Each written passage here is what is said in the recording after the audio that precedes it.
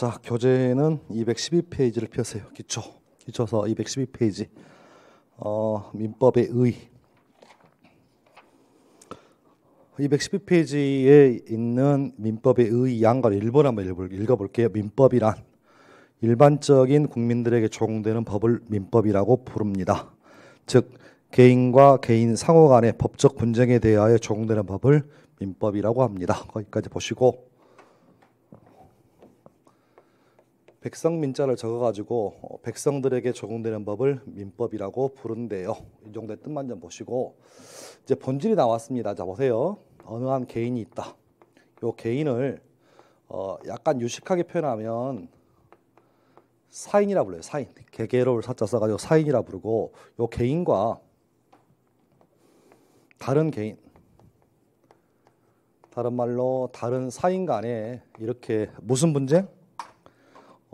분쟁이 생겼답니다. 이 분쟁이 말싸움 분쟁이 아니라요.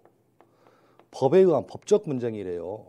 그러면 개인과 개인 간의 법적 분쟁이 생겼을 때 이 법적 분쟁을 해결하기 위해서 법이 하나 적용된다. 이 법의 이름을 민법이라고 부른대요. 이렇게 책에 기술되어 있습니다. 다시 읽어볼게요. 즉 개인과 개인 상호 간의 법적 분쟁에 대해서 적용되는 법을 민법이라고 부른답니다. 그럼 질문 칠판 보셔봐요. 이런 얘기입니다. 개인과 개인, 사인과 사인 간의 법적 분쟁에 대해서 적용되는 법을 민법이라고 부른대요. 그럼 여기서 이 법적 분쟁의 의미가 무엇이냐라는 겁니다. 그럼 이 말의 의미는 어느 한 개인이요. 자신이 원고가 되어서 다른 개인, 피고를 상대로 해서 법원에 소를 제기한다. 라는 말이 함축되어 있습니다. 지금. 그렇지 않으면 소를 제기하지 않고요. 소를 제기하지 않고 말로 한다. 그러면 법적 분쟁이라는 말을 쓸 필요가 없잖아요. 그렇죠? 그러면 법적 분쟁의 의미는 법원에 소를 제기는 형식으로 간다. 그 얘기입니다. 그럼 이 말의 의미 때문에 그러면 어느 한쪽은 원고가 될 것이고 어느 한쪽은 피고가 될 거예요. 지금. 그렇죠? 그래서 갑이라는 갑돌이가 을이라는 을순이에게 돈 1,000만 원 빌려주었습니다. 그렇죠? 그런데 돈을 빌려간 채무자인 을이, 채무자인 을순이가 돈을 갚지 않습니다. 그래서 채권자인 갑이 돈을 빌려간 채무자에게 지난번에 빌려간 1,000만 원 갚아주세요라고 말을 합니다. 그런데 채무자인 을이 돈을 갚겠습니다. 라고 하면 법적 분쟁이 안 생길 거예요. 법적 분쟁의 의미는 을순이가 나는 너에게 돈을 빌려간 적이 없다. 또 내지는 돈을 빌려갔지만 갚지 않았느냐. 기타 등등. 그래서 두 사람 사이에 해결책이 안 나오니까 소송을 들어가는 거예요. 지금. 이 관계가 어찌 보면 민법에서 가장 중요한 포인트입니다. 그럼 결과적으로 우리는 법원에 의한 소제기 자체를 배우는 것이 여기 민법이라 보시면 돼요. 그래서 가장 궁극적으로 이 원고의 의미가 뭔지, 피고의 의미가 뭔지. 그래서 우리는 차후에 이 원피고를요 우리가 뭐라 부를 거냐면 소송의 당사자라고 부를 거예요. 당사자. 그러면 우리가 법 조항상에 나와 있는 이 당사자의 의미는 소송을 제기하는 과정에서 원고 내지 피고를 합쳐서 당사자라고 부를 거예요. 지금. 이해하셨나요? 그리고 결국은 소송을 들어가면 법원에서는 이렇게 판결을 내릴 거잖아요. 판결을. 피고, 을은 원고 갑에게 지난번에 빌려간 1,000만 원 갚아라 라는 판결을 내리면 이 판결은 원고하고 피고에게만 영향을 미칩니다. 이런 효력을 우리가 상대효라고 합니다. 그래서 한번 들어보시면 되겠어서 결과적으로 민법이라는 법은 그냥 예를 들어서 다른 사람 우리 다른 강사님들 하는 것처럼 뭐 시빌 로우 다 헛소리고 궁극적인 얘기는 소송 자체를 배운다. 요 소를 제기하는 요 자체가 민법적인 의미다. 다른 말로 가볼게요. 자, 예를 바꿔볼게요. 갑이란 사람이 사인이 아니라 공인이래요. 공인입니다. 또 반대편도 공인이래요. 공인과 공인 사이에 법적 분쟁이 발생했습니다. 이렇게 법적 분쟁이 발생했다면 이 법적 분쟁에 대해 적용되는 법을 우리는 대충 이건 공법이겠네요. 그렇죠? 그래서 민법은 개인 대 개인 간의 법이니까 민법은 사사로운 법이다 해서 이걸 사법이라 부르고, 그런 맥락의 의미가 지금 그 민법의 의미가 나와 있으니까 그렇게 보시고, 양가로 2번 읽어보죠. 민법은 궁극적으로 국민의 권리와 의무를 규정하고 있는 법을 말한다. 그러면 이 법의 의미가, 이 민법이란 법의 의미는 백성들 개인에게 적용되니까 이 개인에게는 어떤 권리가 있고 어떤 의무가 있는지, 그래서 결과적으로 얘기하면 이 민법이라는 법은 국민이 가지고 있는 권리나 의무에 대해서 규정을 하고 있다. 무슨 얘기냐 볼게요. 예를 들어서 집을 하나 가지고 있는 집주인, 임대인과 집을 빌려 쓰는 임차인 사이에 임대차 계약을 체결합니다. 그러면 임대인에게는 어떤 권리가 있는지, 임대인에게는 어떤 의무가 있는지, 빌려 쓴 임차인에게는 어떤 권리가 있는지, 임차인에게는 어떤 의무가 있는지를 규정하고 있는 법이 민법이라고요. 또 하나의 집을 사고 팝니다. 사고 팔았을 때 파는 사람의 이름을 매도인, 사는 사람의 이름을 매수인이라 가정하면, 그러면 매매계약을 체결하면 매도인에게는 어떤 권리가 있고 매수인에게는 어떤 의무가 있는지, 또 매수인에게는 어떤 권리가 있고 또 매도인에게는 어떤 의무가 있는지, 이걸 규정하고 있는 법을 뭐라고 한다? 민법이라고 부른다. 그럼 결과적으로 민법이라는 법의 의미는 국민이 가지고 있는 권리와 국민의 반대급부를 의미하는 의무를 규정하고 있는 법을, 이것을 민법이라고 얘기한다. 그래서 통상적으로 권리에는 의무가 포함되니까 학자들은 국민이 가지고 있는 권리에 대해서 규정하고 있는 법이 일종의 이것이 무엇이구나, 민법이구나 라고 이해하시면 돼요. 그래서 결과적으로 민법은 이 권리를 배운다 보시면 돼요. 그러니까 예를 들어서 갑과 을 사이에 임대차 계약이라는, 내지는 매매 계약이라는 법률 관계가 발생합니다. 이 법률 관계가 발생했을 때 적용되는 법, 즉 어떤 권리가 있는지 어떤 의무가 있는지, 이걸 규정하고 있는 법을 뭐라고 한다? 민법이라고 얘기합니다. 이렇게 보셨으면 하고, 자 그러면 좀 깊어지는 내용입니다. 자, 사회생활 가운데는 법적인 분쟁이 생길 수 있는 일이 있고요, 법적인 분쟁이 생기지 않는 경우도 있을 수 있어요. 이 말의 의미는 사회생활 가운데 법적 분쟁이니까 권리가 있고 의무가 있는 그런 관계가 있을 수 있고요, 사회생활 가운데는 권리도 아니고 의무도 아닌 그런 관계가 있을 수 있습니다. 예를 들어서 요즘 그 이슈가 되는 교회. 자, 교회. 현장 예배. 온라인 예배. 예를 들은 거예요. 자, 그러면 교회에서 현장 예배를 드리는 것이 법적인 의무일까요? 아니면 법적인 권리인가? 아니면 그런 거 있잖아요. 그러니까 예를 들어서 무엇이 있는데 그것이 법에 의해서 보장된 것인지 법에 의해서 보장되지 않는 것인지, 즉 쉽게 표현합니다. 자, 쉽게 표현할게요. 요게 바운더리다. 그러면 요 바운더리는 법에 의해서 규율될 수 있어요. 자, 보세요. 요 바운더리는 양심에 의해서 규율될 수 있습니다. 요 바운더리는 도덕에 의해서 규율될 수 있어요. 우리는 이것들을 다 모아서 여러분의 생활이라고 부를 거예요. 자, 그냥 죄송해요. 개인적으로 제가 그 배도 요즘 나오고 기타 등등, 나이도 이제 딱 보면 제가 동영상을 잘 안 보는데, 제가 모니터링을 잘 안 하는데 한 번씩 보면 나이를 나름대로 늙었구나라는 생각을 좀 합니다. 이유는 그 제 아들이 커오는 걸 좀 보면, 제 아들이 청년으로 커오는 걸 보면 나도 한참 아직 젊은데 아직도 20대 같은데 제 아들이 20대다 보니까 제가 늙었다. 저도 다른 사람 눈에는 아저씨로 비춰질 수 있겠구나. 라는 생각을 간혹 합니다. 간혹 합니다. 했는데 예를 들어서 자 제가 지나가는 예쁜 20대의 진짜 날씬한 여성분을 여자분을 보고 성추행 아니에요. 이건 말 아니에요. 여자분을 보고 침을 흘리면 됩니까? 안 됩니까? 예를 들어서 자 그러면 예를 들어서 저처럼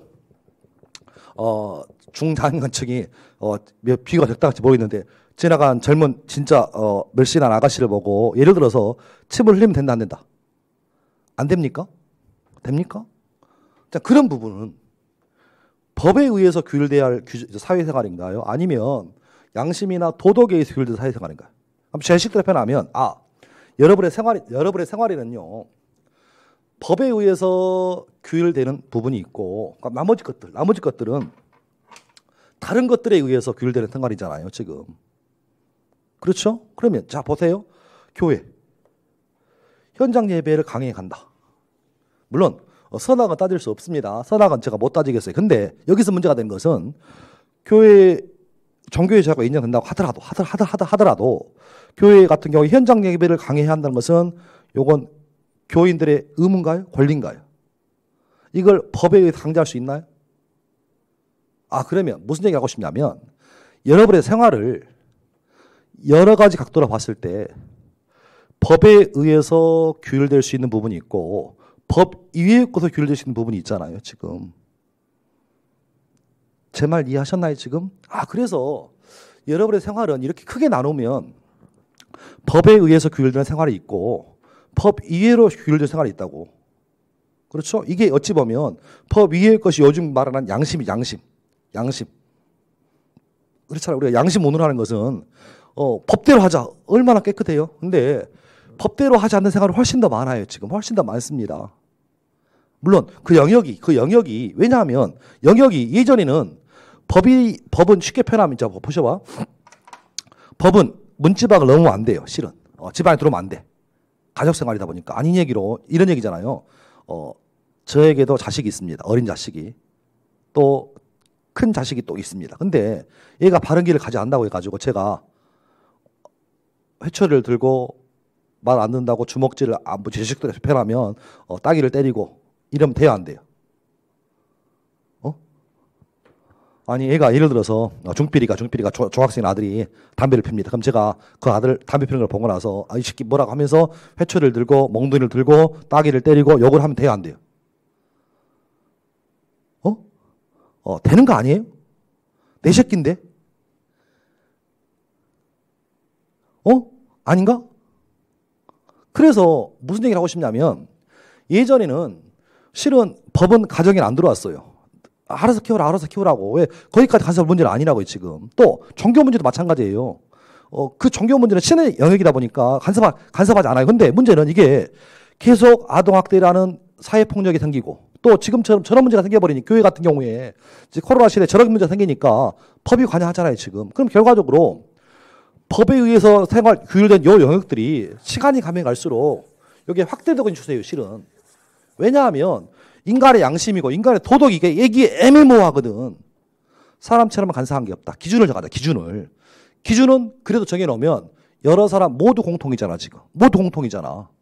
그러니까 하고 싶은 얘기는 법에 의해서 규율된 생활 관계가 있고 법 이외적으로 생활되는 관계가 또 있더라. 라는 겁니다, 지금. 제 말 이해하셨나요, 지금? 예를 들어서 부모님이 계시는데 부모님이 살아계시는데 제가 부모님에게 용돈을 예를 들어서 드리는 건 고사하더라도 자식된 입장에서 가까운 데 사니까 일주일에 한 번은 못 가더라도 한 달에 한 번은 가봐야 되는 거 아닌가요?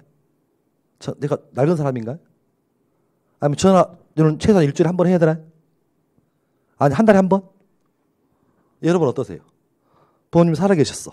그러면 엄마 아버지한테 올해가처럼 이렇게 엄마 아버지 못 오게 하시죠. 코로나 걸린다고 못 오게 하죠. 오지 마라고. 아무리 갖고 사도 오지 말라고 합니다. 코로나도 잘못된다고. 그러니까 웃기긴 한데 기타 등등.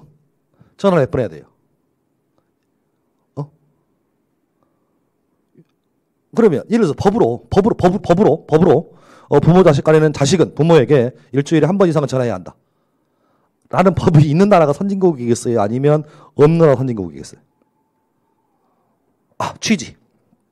여러분의 생활에는 법에 의해서 다룰 수 있는 영역도 있지만 법 이외의 영역으로 다룰 수 있는 부분이 있다. 그럼 여기서 먼저 하고 싶은 얘기는 뭐냐면 법으로 다스리는 부분은 여기는 소송으로 갈 수 있다는 얘기야. 안 지키면. 그런데 예를 들어서 제가 부모님한테 1년째 연락을 안 드리고 있어요. 명절 때 안 가. 추석 때 안 가. 그러면 저희 아버지가 야, 너 와라. 이리 와. 네 자식인데 한 번 와야 되는 거 아니야? 라고 소송을 제기할 수 있는 부분이 있냐? 아니라는 거예요. 그럼 결과적으로 법 위의 부분은 요건 소송으로 제기할 수 없는 부분이라는 얘기예요, 지금. 그럼 이 말의 의미는 법에 의해서 규율되는 관계가 있고 법 이외의 것이라면 지금 보셔봐. 법적 분쟁이 발생할 수 있는 소지는 권리가 있고 의무가 있는 요 관계니까 여기서만 지금 민법이 적용되는 거예요, 지금. 그럼 나머지 것들은 민법 적용 대상이 아니잖아요, 지금. 그러니까 법적 분쟁의 의미가 무엇인지를 먼저 기억하셔야 돼요. 법적 분쟁의 의미가. 그래서 요걸 차후에 우리가 이렇게 설명할 거예요. 자, 그래서 자, 넓은 의미의 사회생활 관계에는 법률 관계가 있다. 그리고 법률 관계하고 비교되는 게 인간관계라는 게 있다. 그러면 인간관계의 의미는 뭐냐? 권리도 아니고 의무도 아니다. 이게 도덕이고 양심이다. 그리고 약간 찝찝합니다. 예를 들어서 이런 거잖아요. 자, 예를 들어서 제가 그 시설결을 강의하는 신교수하고 집이 거의 비슷해요. 뭐 물론 키로수는 떨어져 있지만 방향이 비슷해. 근데 제가 차를 안 가져왔어. 그리고 신교수는 차를 가져왔습니다. 신명 교수는. 그러면 한국에서 모여가지고 밥을 먹고 가는데 저는 올 때는 지하철 타고 왔습니다. 신교수는 차를 가져왔어요. 그럼 신교수가 저를 집이 거의 같은 방향이니까 나 오늘 차 안 가져왔는데 라고 했으면 신교수가 저한테 뭐라 할 거예요? 그러면 갈 때도 나는 차를 가져왔으니까 난 차를 타고 갈 테니까 서 교수는 지하철 타고 가세요. 이렇게 얘기할 거 아니면 저를 같이 갑시다 라고 할까요? 그럼 신교수 입장에서는 저를 태워다 줄 의무가 있나요? 저는 신교수 차를 얻어 탈 권리가 있나요? 법적으로. 이게 신교수가 그냥 가버리면 뭔가 찜찜한 신교수도 저도 만일에 그런 꼴을 당했어. 그러면 신교수 다시 볼 거예요. 그렇다고 해서 이것을 법적으로 해결할 수 있는 방법은 아니잖아요, 지금. 제 말 이해하셨죠? 그래서 사회생활 관계에는 법에 의해서 규율되는 관계. 이걸 우리가 네 글자로 법률 관계라 본다. 그러면 결론. 법률 관계라는 말의 의미는 법적인 권리가 있고 법적인 의무가 있다면 우리는 이 관계를 무엇이라 부를 것이다. 법률 관계라 부를 것이다. 이에 비해서 권리도 아니며 의무도 아니다. 이걸 우리는 뭐라고 부른다? 인간관계라고 부를 것이다. 우리는 합쳐서 사회생활 관계라고 부른다. 그러면 민법이 필요한 부분은 어디라고요? 민법이 필요한 부분은 법률 관계에서만 민법이 적용된다. 민법이라는 법은 권리와 의무를 규정하고 있다. 따라서 결과적으로 민법은 국민의 권리를 규정하고 있는 법이다라고 보시면 돼. 제 말 이해하셨죠? 그 말의 의미가 지금 1페이지에 녹아 있는 얘기고, 자, 두 번째 파트를 보니까 그 212페이지 보면 민법의 법 체계적 지위라는 말이 나옵니다. 그럼 이 말의 의미는 지위니까 민법이라는 법이 법에서 차지하는 지위가 어디냐? 이것을 법 체계적 지위라고 부릅니다. 쉽게 표현하면 털신제는 부모님의 자식이고 두 아버지의 아버지이며 한 여자의 남편이자 여러분에게는 둘도 없는 민법 강사입니다. 이게 제가 사회적인 지위잖아요. 그러면 민법이라는 법이 법에서 차지하는 지위가 어디냐? 그 얘기가 지금 나와 있는 체계적 지위인데, 자, 그래서 민법이라는 법을 우리가 굳이 따져보면 법의 체계를 이렇게 한번 그려볼까? 이게 법의 체계다. 그럼 최고의 법 아시겠지만 나라의 근간을 세우는 법, 헌법.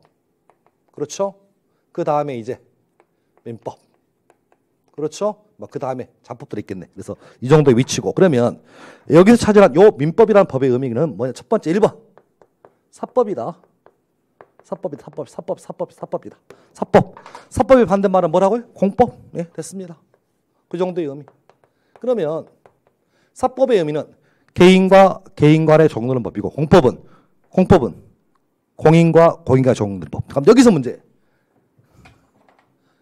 이쪽은 개인이고요. 반대편은 공인이래요. 쉽게 표현합니다. 갑이라는 갑돌이와 제가 사는 예를 들어서 광진구청. 광진구청이라는 공인 사이에 법적인 분쟁이 생겼습니다.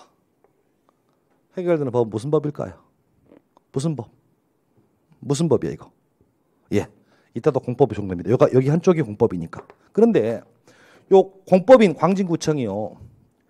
공권력을 공권 행사하는 것이 아니라 사경제의 주체다. 라고 나오면 이건 사인이에요. 지금 요 말의 의미를 좀 기억하시라고. 예를 들어서 이런 겁니다. 예를 들어서 제가 광진구청 교통과에서 저에 대해서 제가 도로에 불법 주차했다는 것을 이유로 과태료 등의 우리가 말하는 딱지를 끊었습니다. 그러면 그 법적 분쟁 아니다. 나는 거기에 주차한 적이 없다. 주차했어도 1초 주차했다. 근데 1초 주차하자마자 끊었다. 라고 했을 때 그 과태료 처분에 대해서 취소해달라라고 소를 제기할 때는 공법적으로 해야 합니다. 그런데 경우의 수를 달려볼게요. 제가 예를 들어서 광진구청 식당 광진구청에서 운영하는 구내 식당에다가 쌀을 납품하는 납품업자예요. 근데 쌀을 납품했음에도 불구하고 광진구청에서 쌀 대금을 안 주는 거죠. 미납한 거예요. 그러면 광진구청을 상대로 해서 쌀값 달라고 하는 소송은 민사법으로 가야 돼요? 아니면 공법적 행정법으로 가야 돼요? 이런 문제예요, 지금. 그 말의 의미야. 그러니까 그 공인이라 할지라도 공권력을 행사하는 순간 공법을 적용하는데 광진구청이라 할지라도 공권력 행사가 아니라 사경제 주체, 경제활동 주체다. 이렇게 돼버리면 이때는 공법을 적용시킬 것이 아니라 사법을 적용시킨다. 그 정도의 판례에서 좀 기억을 좀 하시면 좋겠고. 그래서 오른쪽 213페이지 보면 그 판례 하나 있죠. 판례. 그래서 한번 읽어볼게요. 국가 또는 지방자치단체는 전형적인 공인이에요. 국가 또는 지방자치단체라 할지라도 공권력 행사가 아니라 단순히 요 말이 키워드입니다. 사경제의 주체로 활동하였다면 그 손해배상 책임에 국가배상법 밑줄. 국가배상법은 공법입니다. 국가배상법 공법이에요. 사법 아니에요. 공법을 적용할 수는 없고 민법상의 사용자 책임 등이 인정되는 것이고 국가의 철도운행 사업은 국가가 공권력 행사로서 하는 것이 아니고 사경제적 작용이라 할 것이므로 이로 인한 사고에 공무원이 관여하였다 하더라도 국가배상법을 적용할 것이 아니라 일반 민법의 규정에 따라하라. 그래서 하고 싶은 얘기. 국가 철도운행 사업은 국가가 주체이긴 하지만 공권력을 행사하는 것이 아니라 사경제 주체로 활동하다가 발생하는 문제이기 때문에 국가배상법이라는 공법을 적용을 시킬 것이 아니라 일반 사법인 민법을 적용하라 이렇게 나올 거예요. 지금. 그래서 혹시나 공사법 관련해가지고 혹시나 이제 이 부분은 처음이자 마지막입니다. 그래서 민법은 사법이다. 그런데 문제는 한쪽이 사인이고 한쪽이 공인이 꼈다면 원칙은 공권력이니까 공법을 적용시키는 게 맞다. 근데 그 공인이라 할지라도 공권을 행사하는 것이 아니라 사경제 주체로 활동했다면 이때는 당연히 이 분쟁에 대해서는 민법을 적용해라. 뭐 그런 맥락의 의미니까 혹시 시험 지문에 철도운행 사업은 일종의 공권력 행사이기 때문에 국가배상법을 적용하여야 합니다라고 말을 바꾸어내면 틀린 지문이라고요. 지금 말은 그렇게 나오면 여기 끝. 자, 그다음 두 번째. 사법에는 종류가 두 가지 있대요. 하나는 일반 사법이 있고요. 반대말이 특별사법이 있대요. 일반 사법이니까 보통의 백성들. 특별사법이니까 특수한 백성들. 그러니까 전형적인 상법이라는 법인 상인들에게만 적용돼요. 상인들. 그래서 상법이 특별사법입니다. 민법은 보통의 백성이니까 요게 일반 사법이에요. 그 말의 의미입니다. 이해하셨나요 지금? 여기서 잠깐 퀴즈. 그 혹시 들어보셨죠? 이런 법. 주택, 임대차, 보호법은 들어보셨죠? 주택, 임대차, 보호법. 그러면 주택, 임대차, 보호법은 사법 맞겠죠? 백성들이니까. 그러면 주택, 임대차, 보호법은 일반 사법일까요? 특별 사법일까요? 시험에 나오지 않겠습니다만. 즉 주택임대차 보호법에서 적용되는 사람은 집주인, 임대인이 있고 임차인이 있을 텐데 개인일 거예요. 그러면 이런 분들은 일반적인 사람인가요? 특별한 사람들인가요? 그럼 일반적인 보통 백성이라면 주택임대차 보호법은 일반사법이고 주택임대차 보호법상 임대인과 임차인이 특별한 사람이라면 특별사법이라고 부르는데 주택임대차 보호법에서 말하는 임대인과 임차인은 보통 사람인 일반을 의미하는 일반사법일까요? 아니면 상인처럼 특수한 계통에 있는 특수한 사람일까요? 자, 어떻게? 일반사법, 특별사법. 느낌은 특별로 보여지는데 일반사법이에요. 이유는 뭐냐면 여러분 누구나 여러분은 임대인, 임차인 될 수 있어요. 상인 같은 특수한 죄인 있지 않아 지금. 그러니까 주택임대차 보호법은 일반사법에 속합니다. 다만 주택임대차 보호법은 민법에 대한 특별법이고 이걸 그래서 민사특별법이라 불러. 민사특별법.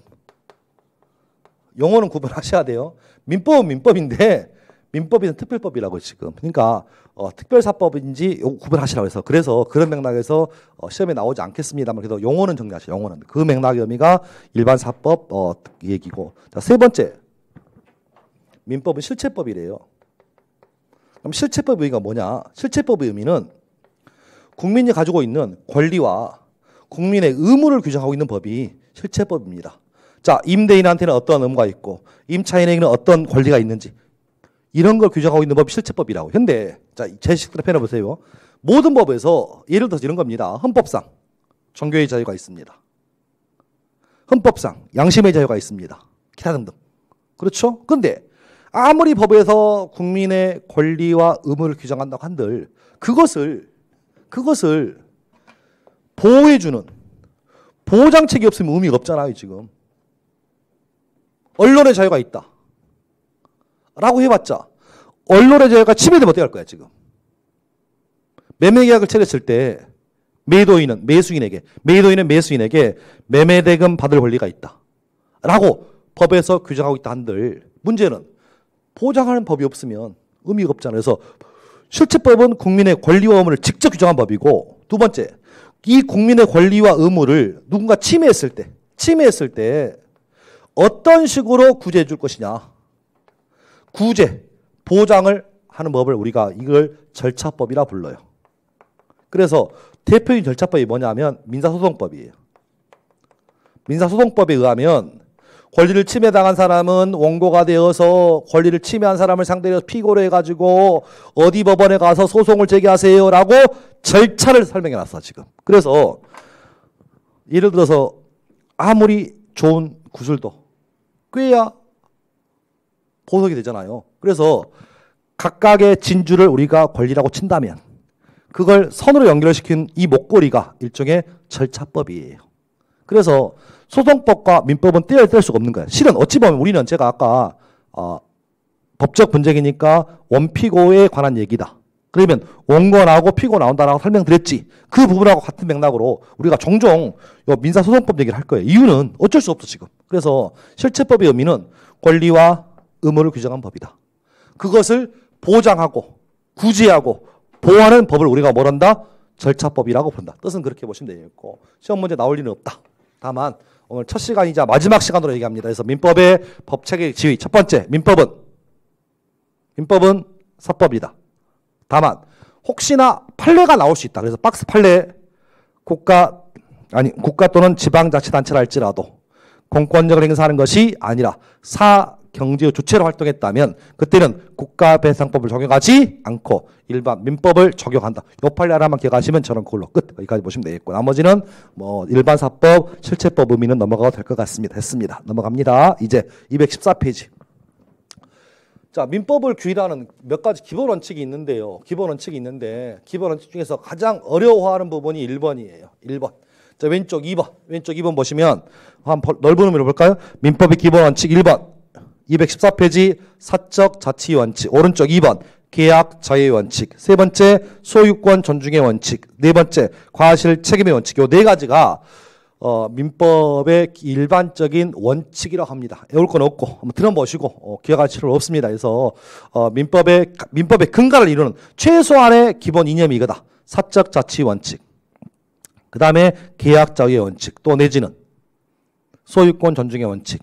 또 내지는 과실 책임의 원칙이다. 근데 네 가지 원칙인데 예전에 예를 들어서 지금도 예를 들어서 그 제가 최근 보니까 그 11월 달, 12월 달 보는 경비지도사 이런 자격증이 이런 문제가 나오더라고요. 보니까 민법의 기본 원칙이 아닌 것. 근데 우리 시험은 이제 그런 시험은 아니니까 나올 것 같지는 않지만 뜻은 좀 기억하시라 해서 2번 계약 자유 원칙. 부탁 계약 자유 원칙.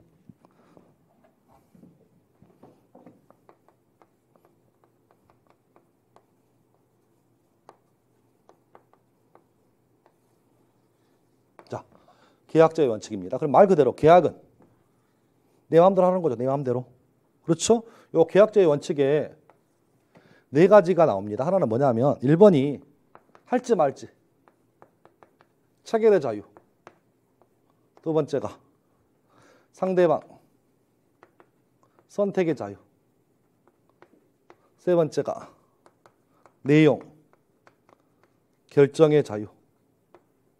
네 번째가 방식의 자유입니다. 자, 요 네 가지 원칙을 계약 자유 원칙이라고 푸른다. 그래서 쉽게 표현해 볼게요. 제가 그 모르실 분이 계셔가지고 제가 강의도 하면서 부업으로 작년에 공인중개사 자격증을 따가지고 현재 부동산을 운영하고 있습니다. 월세도 못 내고 그냥 사무실 운영하고 있는데 그 얘기를 한번 해볼게요. 제가 예를 들어서 갑이라는 집주인 임대인이 있습니다. 을이라는 방을 구하러 온 임차인이 있어요. 임대인의 집에 옥탑방이 제가 A라는 개업을 한 개업 공인중개사입니다. 예를 들어서 집주인이요 저한테 이 옥탑방을 보증금 500에 월세 40에 빼주세요. 5평입니다. 풀옵션입니다. 그래서 에어컨 다 있다고 해서 이렇게 빼달라고 중개 의뢰가 왔길래 제가 광고해가지고 임차인을 제가 만났습니다. 만나서 중개를 하려고 합니다. 근데 임대인이요 임차인을 딱 보더니 인상이 혐하다고 저 사람 안 하겠대요. 이럴 수 있나요? 이럴 수 있어? 또 임차인이 임대인 보기 전에 방을 다 보고 마음에 들어. 근데 임대인을 나서 보니까 너무 깐깐한 거야 지금. 그래서 임차인이 뭐라고 하냐면 나 저 집 임대 안 하겠대요. 이렇게 할 수 있나요? 있지. 이걸 뭐라고 한다고? 할지 말지를 내가 결정하라고. 이걸 뭐라고 한다고요? 계약 자유 원칙이라고. 좀 더 표현하면 임대차 계약 자유 원칙이라고. 역시 마찬가지잖아요 지금. 자, 요 집을 사고 파는 매도인이 있습니다. 매수인이 있습니다. 둘이 매매계약 하려면 이 매매계약 매도인과 매수인 자유롭게 하시라고. 이걸 뭐라고 한다? 계약 자유 원칙이라 부른다. 그렇죠? 그 중에 하나가 체결의 자유. 체결할지 말지. 팔지 말지 결정하시라고. 두 번째, 상대방을 누구한테 팔지. 예를 들어 보셔봐. 임대인 입장에서요. 임차인이 을도 있고 병도 있어. 그러면 임차인 갑은 을한테 팔지 병한테 팔지 내 집이 선택하시라고. 이걸 뭐라 한다? 상대방 선택의 자유다. 또 내용 결정의 자유는 뭐냐? 자 보세요. 임차인이 500에 40이면 너무 비싸대요. 500에 35만 하면 안 되겠니? 그럼 임대인이 그렇게 하라고. 그러면 500에 40이 할지 500에 30이 할지 임대인 내 집이니까 내 마음대로 결정하는 거죠. 내용 결정의 자유. 그렇죠? 그리고 계약서를 쓸 때 녹음을 시킬지 구두로 할지 물론 저를 끼고 하면 계약서를 써야 합니다만은 저를 끼지 않고 다이렉트로 그래야 한다. 그러면 서로 믿으면 계약서를 쓰지 않고 할 수 있잖아. 이걸 뭐라 한다? 방식의 자유라고 부른다. 그렇죠? 자 여기서 자, 결론이 따로 있어. 자 예를 들어서 우리 시험 아닙니다. 한번 들어보셔봐. 계약 자유의 원칙 중에서 체결의 자유, 상대방 선택의 자유, 내용 결정의 자유, 방식의 자유 중에서 가장 중요한 자유는 침해해서는 안 되는 가장 본질적인 자유는 무엇입니까? 라고 고려를 합니다. 그럼 여러분은 계약 자유 원칙 중에서 체결의 자유, 상대방 선택의 자유, 내용 결정의 자유, 방식의 자유 중에서 어느 것이 가장 중요합니까? 어느 것을 가장 지켜야 할까요? 자, 여러분 입장에서 뭐가 제일 중요한 것 같아? 예? 맞아요. 내용 결정이 제일 중요한 점입니다. 자, 보셔봐. 임대 입장에서 을인지 병인지 중요하잖아, 별로. 40 받을지 30 할지가 중요하잖아요, 지금. 내 집 팔아요. 내 집 팝니다. 1억에 팔지, 9,500에 팔지, 9,000에 팔지는 내가 결정해. 이게 제일 중요하지. 그렇죠? 그래서 내용 결정의 자유가 가장 중요한 자유입니다. 그래서 여기서 내용 한번 들어보셔봐. 내용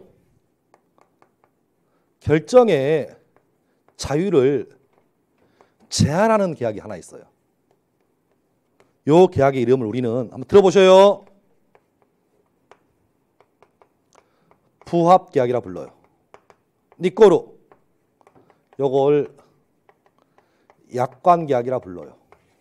그래서 요 단어 하나 기억하시라고요. 요 단어 하나. 요 단어 하나. 자, 이런 게 24회 시험에 나오면 맞출 분 없음. 나올 수 있다. 계약 자유의 원칙 중에서 체결의 자유, 상대방 선택의 자유, 내용 결정의 자유, 방식의 자유 중에서 가장 중요한 것은 내용 결정의 자유이다. 그런데 여기서 내용 결정의 자유를 심각하게 제한하는 계약이 하나 있다. 그 계약 이름을 뭐라고 한다? 부합계약 내지는 약관계약이라고 부른다. 그러면 내용 결정의 자유를 제한한대요. 그 이름을 뭐라고 한다? 부합계약 내지는 니꼬로 약관계약. 뭔 얘기일까요? 저 핸드폰을 한 3년 전에 산 것 같아요. 3년 전에 사가지고 지금까지 쓰고 있는데 핸드폰을 바꿀 때가 된 것 같아요.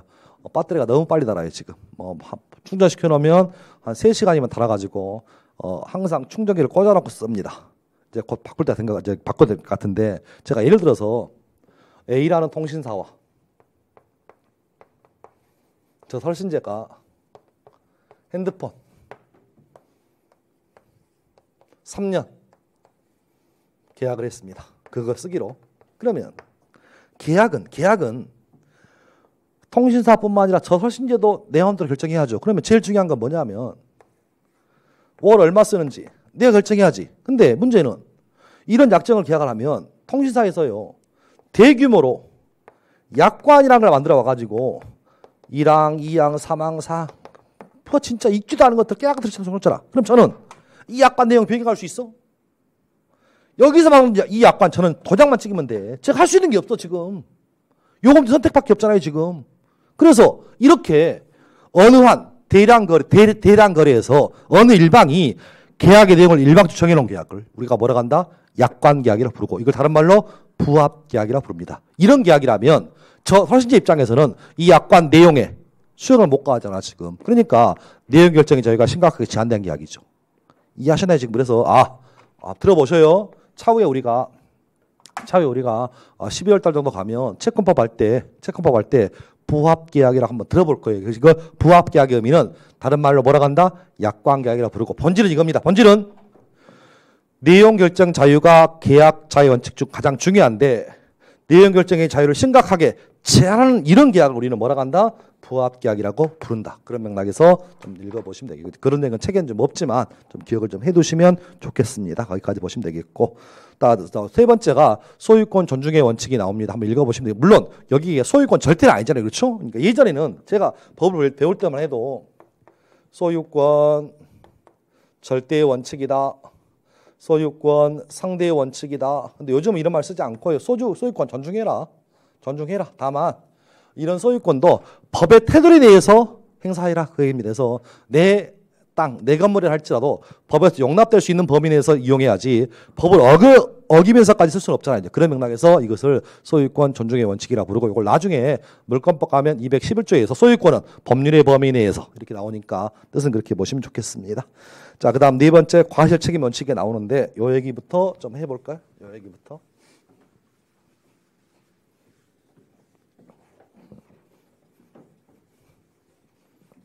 좀 어렵습니다. 이 부분이. 기초과정이라고 하긴 하지만 그래도 강사 입장에서요 좀 정확하게 좀 알려주고 싶어요. 정확하게 이렇게. 예를 들어서 과실 책임의 원칙. 자, 봅니다. 자,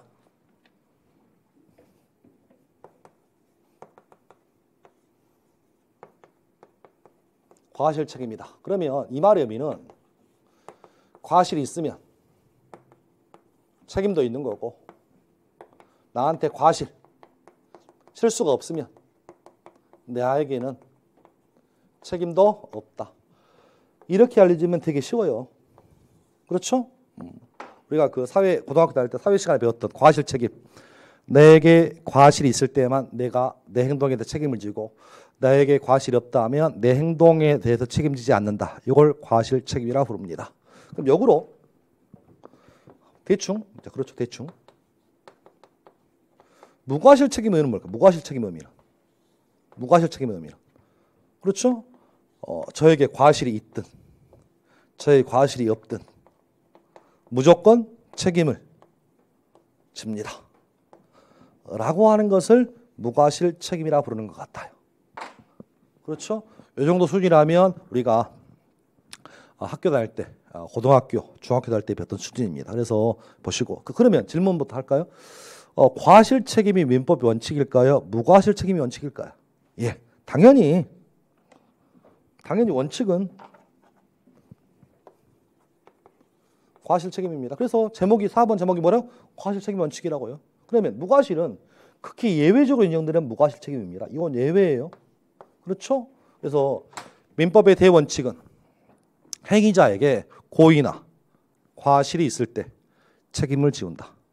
행위자에게 과실이 없다면, 무과실이라면 책임을 묻지 않습니다. 그런데 민법에서 극히 예외적으로 과실이 없음에도 불구하고 책임을 지는 경우가 있더라. 이것을 뭐라고 한다? 무과실 책임이라고 본다. 그럼 여기까지가 우리가 중학교, 고등학교 정도의 수준이다. 이제 대학교 내지는 수험생의 입장에서 과실과 무과실을 나눕니다. 그래서 책을 보니까 요 과실이요, 실수가 선량한 관리자의 주의 의무를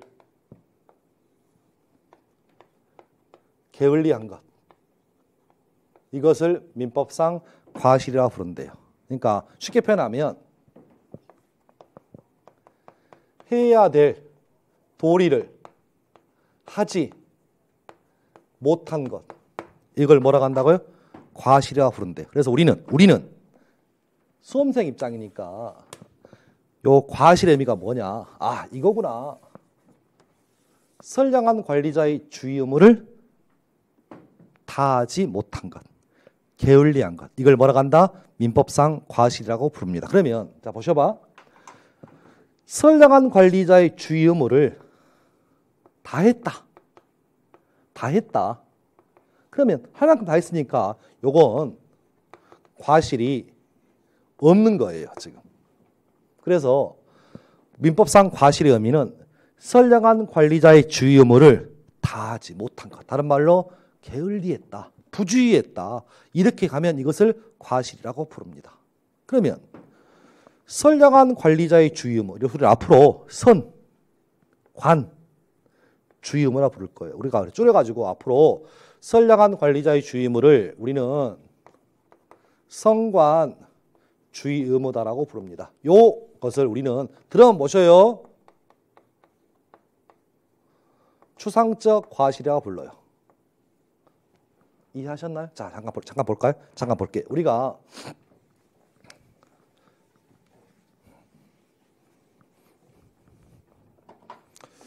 사람마다요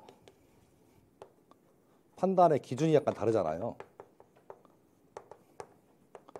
다르다. 요즘 저는 예를 들어서 주식을 안 합니다. 주식을 못 하는데요. 워낙 제가 성격이 몰빵 스타일이고 그리고 저는 전형적인 성격 자체가 투기꾼이라 도박을 워낙 잘해가지고 도박을 끊었습니다. 끊었다는 말은 좀 그렇고 도박을 워낙 잘하고 도박을 좋아해서 일단 도박 관련 부분은 쳐다보지 않습니다. 근데 주위에서 요즘 주식을 너무 많이 하세요. 주식을 하물며 제 군대가 아들도 주식을 하더라고. 주식을 보니까 뭐 펀드 가입하고 해서 약간 그런데 영끌까지 해가지고 영끌 들어보셨어요? 영끌까지 끌어봐 주식 하더라고. 애들 보니까. 근데 주식을 사고 팔고 했을 때 몇 프로 정도의 수익이 나면 팔아야 합니까? 라는 거예요. 라는 거. 그래서 예를 들어서 나는 일단 투자하면 30%는 먹어야 난 뺀다. 아니다. 나는 2%만 먹고 뺀다. 이게 사람마다 다를 수 있단 말이에요. 그럼 제 얘기는 무슨 얘기냐면 실수. 과실의 의미가 어디까지냐가 문제가 안 돼요. 어디까지냐. 기준이 어디까지냐. 기준이 오늘 비가 와가지고 제가 타고 올 때 택시를 타고 왔어요. 택시를 타고 왔는데 큰일 날 뻔했습니다. 이유는 노량진 앞에서 택시를 이제 내려가지고 문을 열려고 하는데 오토바이가 지나가요. 그 사이길로. 제가 조금만 빨리 열었으면 오토바이 부딪혔을 거야. 제가 다치는 건 고사하더라도 오토바이 그 운전하시는 분은 굉장히 심하게 다쳤을 확률이 많아요. 그러면 제가 예를 들어서 카드로 택시비를 계산하고 문을 열 때 어디까지 주의해야 합니까? 어디까지? 자, 일단 카드를 건 다음에 아저씨한테 아저씨 백밀러로 뒤에 자전거나 오토바이가 오는지 확인해 주세요. 라고 물어보고 아저씨가 택시 기사님이 지금 안 오니까 내리세요. 라는 얘기를 듣고 내려야 합니까? 아니면 물어보지 않고 제가 일단 내릴 때 뒤로 한번 쳐다보고 내려야 합니까? 아니면 아저씨가 안 해준 게 과실인가요? 오늘 진짜 그 속되게 얘기하면 진짜 속으로 깜짝 놀라서 요가 그 정도로. 그러니까 택시를 계산하고 막 우산을 쓰고 내리려고 하는데 문을 열려고 하는 찰나에 오토바이가 지나가더라고요. 제가 아마 0.1초 빨리 했으면 오토바이 탔을 확률이 많아요. 문을 여는 순간. 근데 오늘따라 제가 문을 여는 게 늦어져서 사고를 안 났는데 사고가 안 나게 다행히 망정이지 났으면 서로 깝깝했을 확률이 많아. 그럼 저는 어쨌든 다쳤다고 가정을 하면 제가 책임지겠습니까? 아저씨를 책임을 밀겠습니까? 택시한테. 아니 왜 그것도 얘기 안 해주냐고. 이러면 어떻게 하시겠어? 이게 말은 제가 쉽지만 실무를 들어가면 굉장히 까다롭습니다. 택시기사 잘못이야? 아니면 내 잘못이야? 어떻게 생각하세요? 그러면 그 기준을 세워야지. 기준을. 그러면 자 여기서 사람마다 성격이 좀 다르잖아요. 세심한 성격, 대충 성격. 저는 대충 성격이거든요. 세심하지 않아요. 그냥 다 대충이야. 다 대충. 다 대충입니다. 어떤 분들은 꼼꼼하게 하시는 분 계시더라고. 기준. 예를 들어서 우리 판사님이 너 잘못했다. 너 잘했다. 너한테 과실 있다. 너 실수했네? 그건 실수가 아니지. 라고 판단하려면 판단의 기준점이 필요하죠. 판단의 기준점. 그 판단의 기준점이 보셔봐. 보통인입니까? 보통 사람일까요? 아니면 그 해당 사람일까요? 어떻게 할까? 예를 들어서 이런 거잖아. 제 얘기는 뭐냐면 보통 사람이라면 예를 들어서 택시 결제하고 내릴 때 문을 천천히 열었을 것 같아요. 근데 좀 꼼꼼하신 분들은 택시 계산하면서 아저씨 주위에 백밀러로 봤을 때 뭐 자동차나 오토바이나 자전거가 옵니까? 라고 물어보고 내렸을 확률이 많아요. 저처럼 덜렁이들 계산하자마자 바로 내렸을 확률이 많아. 그럼 어디까지가 과실로 인정해 주는 거야 지금? 제 말 이해하셨나요 지금? 그래서 판단의 기준이 뭐냐? 보통 사람이라면 이 정도 했을 것 같아. 이 정도. 두 개. 근데 그 해당인은 제 평이에요. 성격 A병. 꼼꼼하신 분들. 3개는 했어. 근데 저처럼 덜렁한 사람들 하나밖에 안 했어.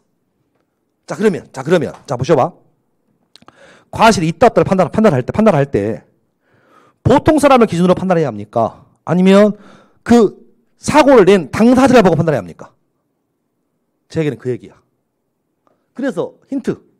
제가 뭘 하겠냐면 선량한 관리자의 주의 의무. 추상적 과실이다. 그러면 추상이란 말이 나오니까 그러면 민법적으로 모든 문제를 판단할 때는 보통 사람을 보고 판단해야 될까? 보통 일반적인 평균값 보고 판단해야 될까? 아니면 그 사람이 처해 있는 그 상황을 봐야 될까? 제가 말하고 뉘앙스 아셨죠? 그렇습니다. 그래서 보통 사람을 기준으로 판단하니까 그래서 추상적 과실이 나오는 거예요, 지금. 제 말 이해하셨죠? 그래서 과실 여부를 판단할 때 선량한 관리자의 주의 의무를 민법상 과실이라고 본다. 그래서 우리는 앞으로 배운 사람이니까 수험생 입장이니까 그러면 이번 이것까지 정리. 민법상 과실 책임의 의미는 이렇게 정리할게요. 선량한 관리자의 주의 의무를 다 했으면 책임이 없고, 선량한 관리자의 주의 의무를 다 하지 못했으면 과실이 인정돼서 책임 인정된다. 이걸 우리가 민법상 과실 책임이라고 부른다. 질문 따로 있습니다. 그러면 질문, 무과실 책임이란 어떻게 표현하면 될까요? 예, 맞습니다. 선량한 관리자의 주의 의무를 다 했든 다 하지 못했든 관계없이 무조건 책임을 집니다. 라는 것을 무과실 책임이라고 부른다. 그래서 이렇게 보셨으면 하고, 자, 이런 내용들은 시험에 나올 일은 없어. 나올 일은 없는데, 문제는 법을 읽어볼 때, 여러분이 법을 읽어볼 때 그 법이, 자, 보셔봐. 칠판 보셔요. 민법상 빨간색입니다. 책임이란 말이 나오면, 이 말 나오면 과실 책임이 있고 무과실 책임이 있대. 그러면 책임의 의미가 과실 책임인지 무과실 책임인지를 여러분이 판독할 수 있어야 돼.